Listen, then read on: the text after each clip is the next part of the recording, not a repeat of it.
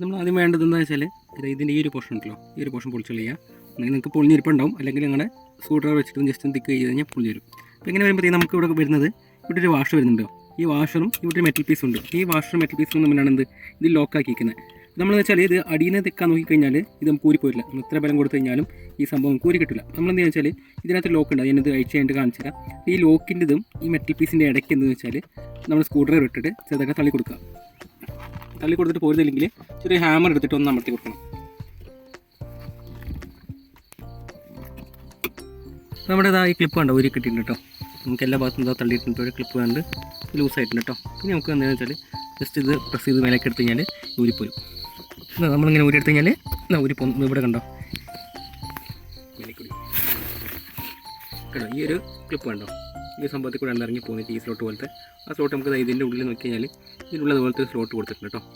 നിങ്ങൾക്ക് ഒന്നെങ്കിൽ പൊട്ടിച്ചോ ഇതെടുക്കാം, ഇതിൻ്റെ ആവശ്യമില്ല. ഇനിയിപ്പം എല്ലാത്തിനും വരുന്നതാണ്. അപ്പോൾ ഇത് നമുക്ക് ജസ്റ്റ് ഊരി എടുക്കാം. വേണമെങ്കിൽ ഒന്നെങ്കിൽ പൊട്ടിച്ചെടുക്കാം, ഇല്ലെങ്കിൽ തള്ളിയെടുത്തോട്ട് എങ്ങനെ എടുക്കാം.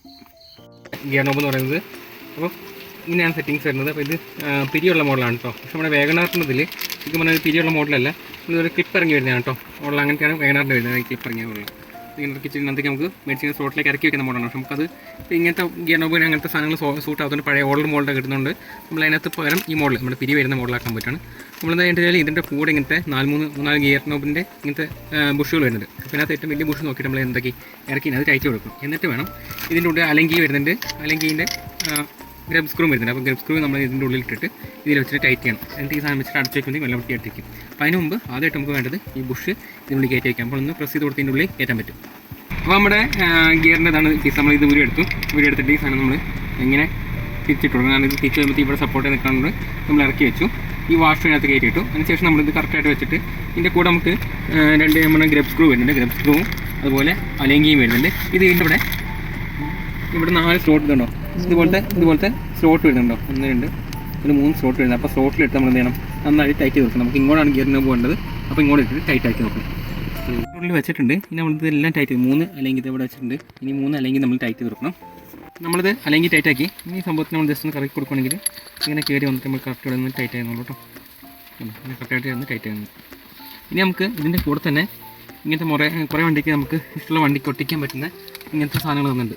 നമ്മൾ വണ്ടി മാറുന്നത് ചിലപ്പം ഇത് യൂണിവേഴ്സൽ ആയതുകൊണ്ട് തന്നെ നെക്സ്റ്റ് ഓണൊക്കെ വരുവാണെങ്കിൽ എന്തായിരിക്കും 6 ഗിയർ വരും. ഇനി അതെല്ലാം ഡാൻസിൻ്റെ ചില വണ്ടിയൊക്കെ റിവേഴ്സ് മേലേക്ക് ഉണ്ടാവും.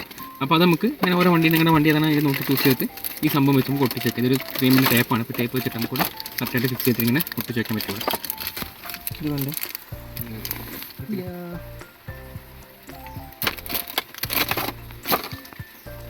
നമ്മളത് ഒട്ടിച്ചു. അങ്ങനെ നമ്മുടെ ഗിയർ നോബ് അടിപൊളിയായിട്ട് കിട്ടാം.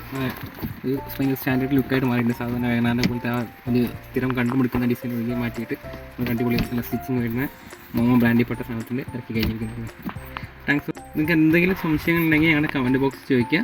Thanks for watching. This is വയനാടൻ ഫേസ്റ്റ് സൈനിങ് ഓഫ്.